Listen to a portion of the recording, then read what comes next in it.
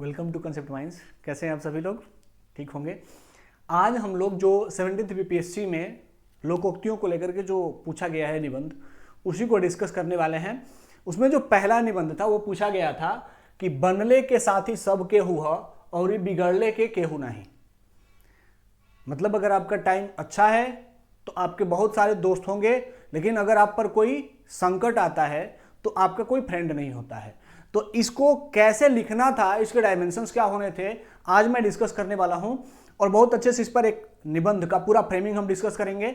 आप लोग भी जो आप लोगों ने मेंस में लिखा है वो एक बार जरूर चेक कर लीजिएगा कि आप लोगों का फ्रेम ऐसा था, कंटेंट ऐसा था। अगर था तो आप लोगों ने बहुत अच्छा ऐसे लिखा है। ठीक है, चलिए। तो जैसे ही ये अगर आप सुनते हैं ना कि बनले के साथ ही सबके हुआ और बिगड़ले के केहू नहीं, तो इस मुद्दे पर अगर हम ईमानदारी से सोचते हैं तो हमारे सामने एक बहुत अच्छी कहानी आती है, सत्यवादी राजा हरिश्चंद्र की। लगभग सबने ऐसा इस कहानी को जाना ही होगा, सुना ही होगा और सबको पता होगा। तो अगर इसको स्टार्ट किया जाए तो सबसे अच्छा कनेक्शन सत्यवादी राजा हरिश्चंद्र की कहानी से बनता है। आप में से भी बहुत सारे लोगों ने इसको स्टार्ट जरूर किया होगा ऐसे ही।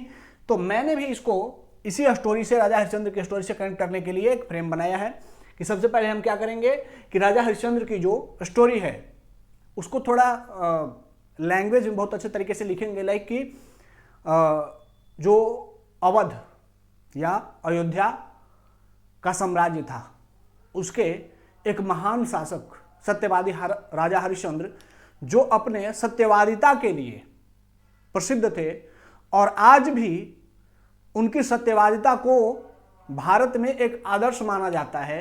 और उनके बारे में कहा जाता है कि चंद्र टरे सूरज टरे, टरे जगत व्यवहार, पर दृढ़ हरिश्चंद्र का टरे न सत्य विचार।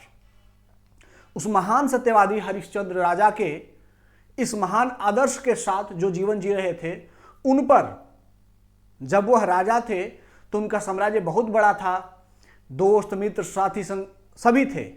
लेकिन जब उन पर आपत्ति आई और उन्हें अपना राजपाट छोड़ना पड़ा, तो ऐसी ऐसी स्थितियां उनके साथ हुई कि उन्हें अपने पत्नी को और पुत्र को भी बेचना पड़ा और जीवन में भयंकर दुख झेलना पड़ा। लेकिन उस भयंकर पीड़ा के समय उस महान राजा का कोई भी मित्र सहयोगी सामने नहीं आया, किसी ने उनकी मदद नहीं करी और वह जीवन की कठिन परीक्षा में अकेले लड़ते रहे। उसके बाद हम इसको ऐसे से कनेक्ट करेंगे। इसीलिए कहा गया है कि बनले के साथी सब केहू ह और बिगड़ले के केहू नहीं। तो सबसे पहले हमने एक स्टोरी लिया, उसको एक्सप्लेन किया और फिर ऐसे से कनेक्ट किया। तो पहला पैराग्राफ हमारा ऐसे होगा। फिर सेकंड पैराग्राफ में हम क्या करेंगे, ऐसे को एक्सप्लेन करेंगे कि यह लोकोक्ति बिहार और भारत के अधिकांश या लगभग सभी क्षेत्रों में अलग अलग भाषाओं में प्रचलित है। इसका अर्थ है कि अगर आपकी परिस्थितियां आपके अनुकूल हैं तो आपके दोस्त मित्र रिश्तेदार बहुत होते हैं, लेकिन जब परिस्थितियां आपके प्रतिकूल होती हैं तो वही दोस्त आपका साथ छोड़ देता है जिसने कि जीवन भर दोस्ती निभाने का संकल्प लिया था।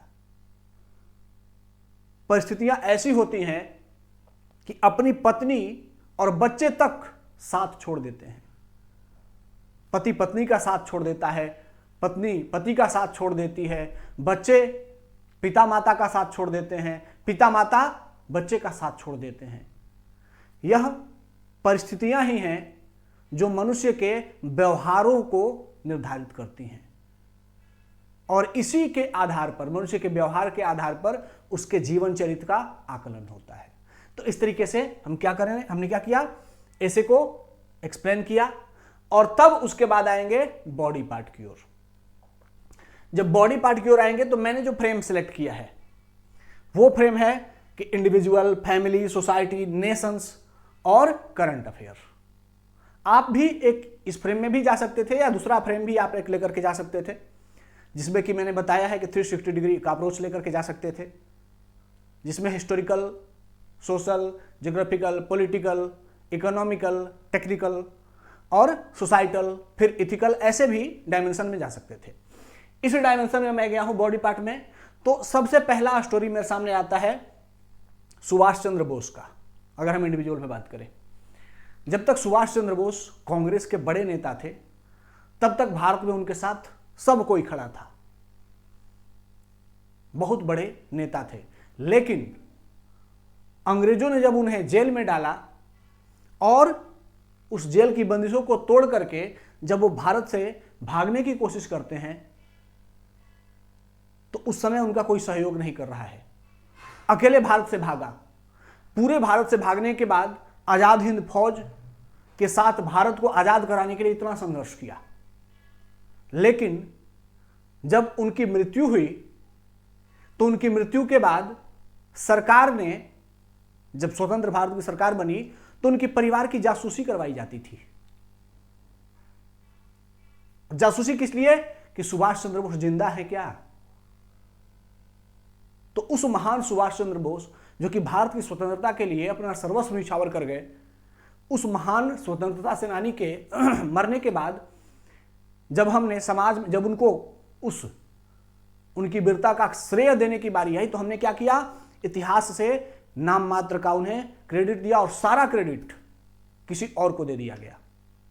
उनके संघर्षों को एक छोटे से पन्ने में सिमटा दिया गया। साथ ही उनके परिवार के सदस्यों की जासूसी भी कराई गई। तो यह दिखाता है कि बनले के सब साथी, बिगड़ले के केहू नहीं। उसी तरीके से सत्येंद्र दुबे के बारे में आप लोगों ने अगर पढ़ा होगा तो पढ़ा होगा, बहुत अच्छा एग्जाम्पल है ये। एथिक्स इन एडमिनिस्ट्रेशन में, प्रशासन में नैतिकता को लेकर के बहुत बड़ा एग्जाम्पल इनको दिया जाता है कि ये एक क्लास ऑफिसर थे। 1998-1999 की कहानी है, जब प्रधानमंत्री अटल बिहारी वाजपेयी हुआ करते थे और नेशनल हाईवे का प्रोजेक्ट भारत में बहुत तेजी से फैल रहा था। बड़े स्तर पर भारत में नेशनल हाईवेज बनाए जा रहे थे। तो सत्येंद्र दुबे ने बिहार झारखंड रीजन में, उस समय बिहार ही सिर्फ हुआ करता था, तो उस रीजन में जो नेशनल हाईवे बन रहे थे उसमें बहुत बड़ा घोटाला हो रहा था। और उस घोटाले के लिए इन्होंने, उस घोटाले को उजागर करने के लिए एक चिट्ठी लिखी प्रधानमंत्री ऑफिस को, और उस चिट्ठी में लिखा कि पूरा डिटेल शेयर कर दिया कि किस तरीके से यहाँ पर जो नेशनल हाईवे बन रहा है उसमें बहुत बड़ा घोटाला किया जा रहा है। पूरा डिटेल शेयर करने के बाद उसमें लिखा भी कि लेकिन अगर गलती से यह रिपोर्ट लीक हो गई तो मेरी जान को खतरा होगा और मुझे मार दिया जाएगा। और वो रिपोर्ट प्रधानमंत्री ऑफिस से लीक भी हो गई और सत्येंद्र दुबे को मार दिया गया, एक क्लास ऑफिसर को। तो जब देश सेवा के लिए समर्पित इस आईएएस ऑफिसर ने देश सेवा के साथ जो देश में भ्रष्टाचार हुआ था उसके खिलाफ आवाज उठाई, तो जब तक चुप थे तब तक सब इनके मित्र थे, क्योंकि बहुत बड़े ऑफिसर हैं। जैसे ही इन्होंने आवाज उठाई, कोई इनका मित्र ना रहा और फिर इन्हें अंततः मार दिया गया। तो ये दो कहानी इंडिविजुअल स्तर पे है।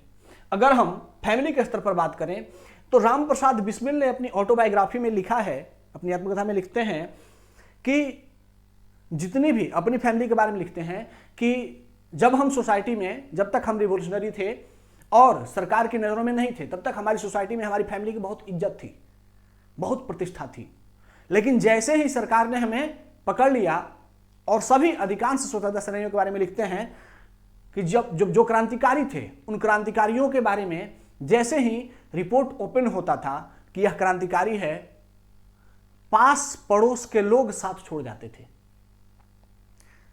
राम प्रसाद बिस्मिल लिखते हैं कि जब मैं अरेस्ट हुआ तो मेरे फैमिली को, जहां वो रहती थी, वहां इतना प्रताड़ना होना पड़ा कि मेरी फैमिली को उस घर को बेच करके वहां से भागना पड़ा। इतना प्रताड़ित किया गया, सोसाइटी उनको इतना इग्नोर करने लगी। और यह सिर्फ रामप्रसाद बिस्मिल की कहानी नहीं थी, बल्कि यह अधिकांश क्रांतिकारियों की कहानी थी जिन्होंने बंदूक उठा करके ब्रिटिश राज को समाप्त करने का प्रयास किया। उनके आसपास के समाज के लोग उनसे दूरी बनाने लगे। तो जब तक बना हुआ था, सब कुछ अच्छा था, तब तक सब मित्र थे।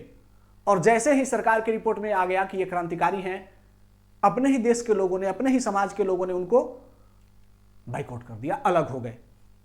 उसी तरीके से सोसाइटी पे अगर बात करें, अगला पैराग्राफ हम सोसाइटी की ओर आएंगे, तो उसमें वीमेन्स रोल, महिलाओं के साथ जो सदियों से भेदभाव होता रहा है, इसको भी हम कोट करके आगे बात करेंगे कि कैसे जब वही महिला परिवार में बहुत अच्छा करती है, परिवार के अंदर जब सामाजिक बंधनों को मानते हुए घूंघट करती है और समाज के पैमानों को फॉलो करती है, तो उसे खूब सम्मान दिया जाता है। लेकिन जिस दिन वह महिला घूंघट हटा करके अपने अधिकारों की बात करने लगती है, तो वही समाज उसके अगेंस्ट खड़ा हो जाता है, वही परिवार उसके अगेंस्ट खड़ा हो जाता है और उसे उल्टा और बहुत सारे उपनाम देकर के उसको अपमानित किया जाता है। अनटचेबल्स, समाज में एक बहुत बड़ा वर्ग सदियों से अछूत समझा गया, अनटचेबल समझा गया। उसमें से बहुत सारे ने अनेक अनेक उपलब्धियां अर्जित की। आज डॉक्टर बी.आर. अम्बेडकर जी को हम कितना सम्मान देते हैं, लेकिन जब वही डॉक्टर बी.आर. अम्बेडकर अपने जीवन के प्रारंभिक वर्षों में शिक्षा प्राप्त करने की कोशिश करते थे, तो स्कूल में उनके बैठने के लिए अलग सीट होता था। स्कूल में जो पानी पीने का मटका होता था, उससे पानी पी लेने पर उनकी पिटाई हो गई थी। तो जब भारत के लॉ मिनिस्टर बन गए, तो सब कोई उनके साथ सम्मान में झुकने लगा। लेकिन जब तक उनकी परिस्थितियां खराब थी, तो उन्हें बहिष्कृत किया गया। तो ये कहानी आप कनेक्ट करेंगे। फिर नेशंस के स्तर पर बात करें, तो हाल ही में एक रिपोर्ट आई थी, अभी जस्ट 2 महीने पहले की रिपोर्ट है। यह है Copernicus climate change service report. ठीक है, इस रिपोर्ट में कहा गया है कि ये जो आइलैंड नेशंस हैं, 2024 में स्पेशल इंडिकेट किया गया है कि वर्ष 2024 year 2024 was the warmest year of human history.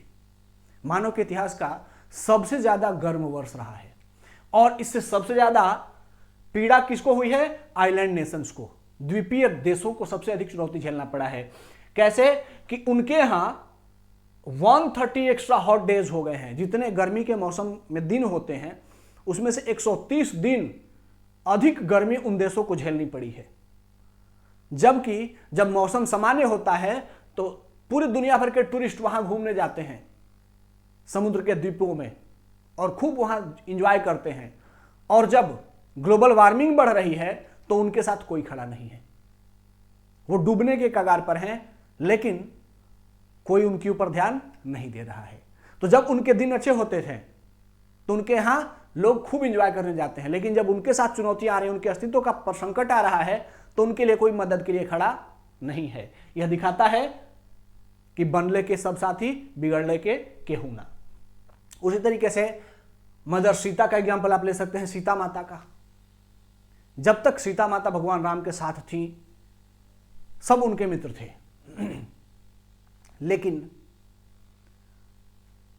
जब उनका परित्याग हुआ तो न तो पति, न देवर, न पिता, कोई उनके साथ नहीं था। इस कहानी की सत्यता पे मैं नहीं जा रहा हूं। आपको जब माता सीता का वनवास हुआ तो उस समय जब तक वो राजमहल में थी तब तक वो महारानी थी। जैसे वनवास हुआ फिर उनसे किसी का कोई संबंध ही नहीं रहा।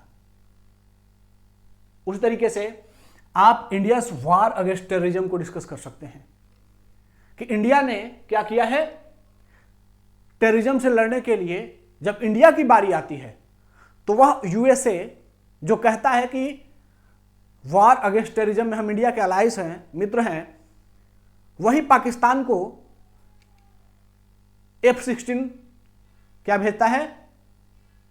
F-16 फाइटर प्लेन बेचता है, बड़े बड़े न्यूक्लियर मिसाइल्स भेजता है, मिलिट्री सपोर्ट दे देता है, सैन्य उपकरण बेचता है। तो जब भारत का वॉर अगेंस्ट टेररिज्म, जब भारत पर चुनौती आई तो कहने को सब खड़े रहे, लेकिन अपना लाभ सबने देखा कि पाकिस्तान को हथियार की जरूरत है, पाकिस्तान मांग रहा है तो बेचो, चाहे उससे इंडिया का हित सधता है या नहीं, हमें अपना देखना है। हमें इंडिया के वार अगेंस्ट टेररिज्म से कोई मतलब नहीं है। उसी तरीके से रोल ऑफ टर्की, जब टर्की में आपदा आई, भूकंप आया, 5,000 से बहुत बड़ी संख्या में लोग मरे, उस समय भारत ने बहुत बड़ी सहायता की। भारत ने यह नहीं देखा कि टर्की ने हमारे कश्मीर इशू पर हमेशा पाकिस्तान का सपोर्ट किया है और हमें अपना एक दुश्मन देश समझता है, लेकिन फिर भी भारत ने टर्की का सपोर्ट किया। लेकिन जब अभी हाल ही में जम्मू कश्मीर में टेरर अटैक हुए तो टर्की पाकिस्तान को सपोर्ट कर रहा है। तो जब भारत की बारी आई, भारत की परिस्थितियां सब अच्छी थी तो सब मित्र, और जैसे ही भारत पर हमला हुआ तो टर्की पाकिस्तान का दोस्त हो गया। तो बनले के साथी बिगड़ले के होना, तो इतना हम डिस्कस करेंगे बॉडी पार्ट। अब आएंगे कि ये तो ठीक है, बनले के सब साथी बिगड़ले के होना, लेकिन पैराग्राफ चेंज करके डिस्कस करेंगे there is a flip side of coins also. इस सिक्के का दूसरा पहलू भी है। ऐसा नहीं है कि सभी साथी बिगड़ने पर साथ छोड़ ही देते हैं, ऐसा नहीं होता है। भगवान राम और हनुमान की जोड़ी के साथ एक्सप्लेन कर सकते हैं कि भगवान राम जब अपने जीवन के सबसे दुखमय स्थिति में थे तब उन्हें हनुमान जैसा मित्र मिला, और उस हनुमान जी ने मित्रता ऐसी निभाई, भक्ति ऐसी निभाई कि उस दुश्मनी, उस दुर्दिन में भगवान के लिए एक आधार तैयार करा दिया। सुग्रीव से मित्रता करा दी, सीता माता की खोज कर दी और लंका जाने का मार्ग बताया। तो दुख के भी कुछ साथी होते हैं। उस तरीके से राम प्रसाद बिस्मिल और अशफाकुल्ला खान। राम प्रसाद बिस्मिल HRA के लीडर थे, मेन लीडर वही थे, क्रांतिकारियों के सबसे बड़े नेता थे। अशफाकुल्ला खान बाद में उनसे जुड़े और इनकी दोस्ती इतनी गहरी हो गई कि जहां क्रांतिकारियों पर आंदोलन, जब काकोरी कांड के बाद इन पर मुकदमा चलने लगा तो बहुत सारे क्रांतिकारियों ने राम प्रसाद बिस्मिल का नाम ले लिया कि राम प्रसाद बिस्मिल ने ही इसका प्लान किया था और वही इसके मेन एक्यूज्ड हैं। इन्हीं के प्लान पर हम लोगों ने काकोरी में ट्रेन लूटा था। और राम प्रसाद बिस्मिल को लगता था कि अशफाक उल्लाह उनमें से एक होंगे जो मेरा नाम लेंगे, लेकिन अशफाक उल्लाह को कितना भी टॉर्चर किया गया, उन्होंने राम प्रसाद बिस्मिल का नाम नहीं लिया। यही अपनी ऑटोबायोग्राफी में बिस्मिल लिखते हैं कि अशफाक ने जो मित्रता निभाई, हम दोनों ने एक दूसरे के लिए जो मित्रता दोस्ती निभाई, उसका, और जो हमारे बहुत क्लोज मित्र बनते थे उन्होंने साथ छोड़ दिया। उन्होंने अंग्रेजों के डर और लालच में आकर के और मुझे मुख्य अभियुक्त बना दिया और सरकार के गवाह बन गए, लेकिन अशफाक उल्लाह ने मेरा नाम नहीं लिया और दोस्ती निभाई। तो यह हुआ कि दुख के भी साथी होते हैं। इंडिविजुअल स्तर पर, फैमिली स्तर पर अगर हम देखें तो कोविड-19 में जो शहरों में लोग रहते थे उन्हें माइग्रेट होकर के गांव में जाना पड़ा फैमिली को। उस समय आप लोगों ने भी देखा होगा कि उस समय जो परिवार बट गया था, अलग हो गया था, गांव में उन लोगों ने भी अपने भाइयों का स्वागत किया और पुराने बिछड़े भाई एक साथ मिलकर के परिवार में और कोविड-19 के दौर में साथ में रहने लगे। तो कोविड-19 ने क्या दिखाया कि कैसे फैमिलीज, जब दुख का टाइम आता है कोविड-19, तो दुख के समय परिवार ने अपने बिछड़े हुए परिवार को भी गले लगाया। सोसाइटी के स्तर पर बात करें तो आप लोगों ने देखा होगा कि जब एक कोई हमारा योद्धा सेना में शहीद होता है तो जब उसका पार्थिव शरीर गांव आता है तो पूरा का पूरा समाज उसके साथ खड़ा होता है। तो उसके परिवार पर दुख का पहाड़ टूट पड़ा है क्योंकि परिवार का एक युवा शहीद हो गया, लेकिन उस शहीद के उस दुख के समय भी उसे समाज अकेला नहीं छोड़ता। उस दुख के समय पूरा समाज उस शहीद के परिवार के साथ खड़ा रहता है। तो दुख के भी साथी समाज में भी हैं। उस तरीके से नेशंस की अगर बात करें तो इंडियाज रोल इन अर्थक्वेक, जब भारत अपने पड़ोसियों पर आपदा आती है तो भारत हमेशा खड़ा रहता है, चाहे वो नेपाल का आपदा हो, टर्की का आपदा हो, इंडोनेशिया में कोई चुनौती हो, भारत हमेशा पड़ोसी प्रथम की नीति के साथ साथ दुनिया में वसुधैव कुटुंबकम की भावना का अनुपालन करते रहता है। तो भारत का रोल तो नेशन के स्तर पर भी दुख के साथी भी होते हैं। उसी तरीके से चाणक्य और चंद्रगुप्ता दोनों एक दूसरे के दुख के साथी बने। चाणक्य को दुख था कि मुझे घनानंद से बदला लेना था, और चंद्रगुप्त का दुख था कि वह गरीब बच्चा था, समाज में उसकी कोई आइडेंटिटी नहीं थी, समाज से तिरस्कृत था। चाणक्य ने उसे अपना बनाया और दोनों की मित्रता ऐसी रही कि दोनों ने मगध को समाप्त करके मगध महाजनपद को और वहां पर मौर्य साम्राज्य स्थापित कर दिया। तो दुख के भी साथी होते हैं। इसको एक्सप्लेन करेंगे कि सुख के बनने के सब साथी सब केहू है और बिगड़ने के केहू ना। यह उक्ति चरितार्थ होती है, लेकिन हर परिस्थितियों में यह सत्य नहीं है। कुछ दोस्त मित्र, परिवार, संबंधी, राष्ट्र और अंतर्राष्ट्रीय संस्थाएं दुख के समय भी साथ आती हैं। ठीक है, उसके बाद हम आएंगे कंक्लूजन की तरफ, कि जब हम कंक्लूजन की ओर आएंगे तो हम जो स्टोरी हमने स्टार्ट करी थी कि we have seen in introduction how the trustworthy और ट्रूथवर्दी किंग राजा हरिश्चंद्र फेसेड, उन्होंने जो फेस किया उसकी कहानी बताते हुए कनेक्ट करके लिखेंगे कि जो राजा हरिश्चंद्र ने फेस किया या सुभाष चंद्र बोस ने फेस किया, चाहे और भी जो कहानियां थी उनका नाम ले लेंगे, चाहे वो राम प्रसाद बिस्मिल के परिवार ने फेस किया हो, महिलाओं ने, या डॉक्टर बी.आर. अंबेडकर ने फेस किया हो, यह समाज का एक कटु सत्य है। दुख के समय लोग अपने संबंधियों, परिवारजनों को भी छोड़ जाते हैं, लेकिन कुछ ऐसे मित्र भी होते हैं, कुछ ऐसा समाज भी होता है जो दुख में एक दूसरे का सहयोगी बना होता है। इसीलिए कहा गया है कि कीर्ति यस्य सजीवति। भगवद गीता में कहा गया है कि कीर्ति ही अमर होती है। मनुष्य तो एक समय के साथ यह शरीर समाप्त हो जाएगा, लेकिन उसकी कीर्ति हमेशा अमर रहेगी। ऐसे में यह आदर्श समाज को विस्तारित किया जाना चाहिए, समाज तक पहुंचाया जाना चाहिए, और इसके लिए हमें अपने एजुकेशन सिस्टम में मोरल एजुकेशन को प्रमोट करने की जरूरत है, ताकि जो हमारी नई पीढ़ी हो वह सिर्फ सुख का साथी नहीं बने, बल्कि दुख का भी साथी बन करके और एक नैतिक आदर्श स्थापित करे। इसीलिए भारतीय उपनिषदीय परंपरा में कहा गया है, अयम निजः परोवेति गणना लघु चेतसाम उदार चरिता नाम तो वसुधैव कुटुंबकम। और इसके साथ एंड कर देंगे, वसुधैव कुटुंबकम की भावना के साथ एंड कर देंगे। तो ये इस तरीके से अगर आप लोगों ने लिखा होगा, देखो मैं ये नहीं कहता कि आपने एज इट इज लिखा होगा, लेकिन फ्रेम कुछ ऐसा अगर बना होगा जिसमें कि दोनों डायमेंशंस आए होंगे, कंक्लूड भी इस तरीके से किया होगा, तो आप लोगों का ऐसे बहुत अच्छा हुआ है। ठीक है, उम्मीद करता हूं कि आप लोगों का ऐसे बहुत अच्छा हुआ है। मैं जो भी पीएससी के ऐसे लोकोक्ति वाले डिस्कस किए गए हैं, मैं उन सबको धीरे धीरे डिस्कस करूंगा जैसे जैसे टाइम मिलेगा। आज के लिए इस सेशन को यहाँ एंड करते हैं, मिलते हैं नेक्स्ट सेशन में, तब तक के लिए धन्यवाद, जय हिंद।